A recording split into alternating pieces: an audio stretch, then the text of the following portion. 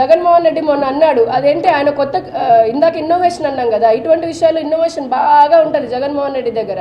ఏంటనంటే అదేదో ఆవు అంట, ఆవుకి సరైన బలమైనటువంటి పౌష్టికాహారం తినకపోతే అది పాపము బలహీనమైనటువంటి ఆహారం తింటే అప్పుడు కూడా రిపోర్ట్లు ఇట్లా వస్తాయంట. ఇంతకంటే ఏమైనా నవ్విపోయేటటువంటి అంశం ఉందండి? చిన్న పిల్లాడు కూడా నవ్వుకుంటున్నాడు రాష్ట్రంలో.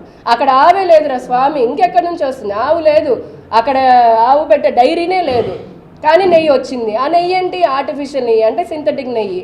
కెమికల్స్, పామ్ ఆయిల్, రకరకాల మోనోగ్లిజరైడ్స్ నుంచి తయారు చేసినటువంటి ఒక కొత్త పదార్థం అది. నెయ్యి కానటువంటి సృష్టించినటువంటి పదార్థంతో 20 కోట్ల లడ్డూలను తయారు చేసి అన్ని చోట్లకి పంపించి ఎంతమంది అది ప్రాణాలకి ఏదైనా జరిగితే అంటే ఒకటి మనోభావం, రెండోది వాళ్ళ ఆరోగ్యంతో ఆడుకోవడము.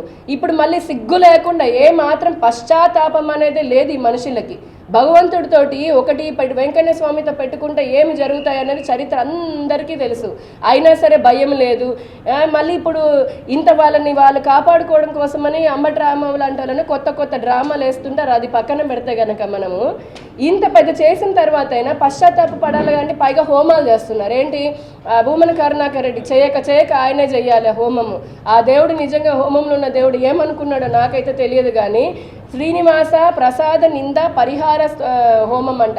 ఖచ్చితంగా డైరెక్ట్ పలకమనండి ఒక సెకండ్లో. అది ఆ పలకడానికి కూడా కష్టపడేటటువంటి వ్యక్తులు, వెంకటేశ్వర స్వామిని దేవుడే కాదు నల్లరాయి అన్నటువంటి వ్యక్తులు, అన్య మతాన్ని ఆచరించే వ్యక్తులు ఈ రోజున మళ్ళీ ప్రజల్ని తప్పుదో పట్టించడం కోసమని వాళ్ళు కల్తీ అదే చెప్తున్నాను. కల్తీ అనేది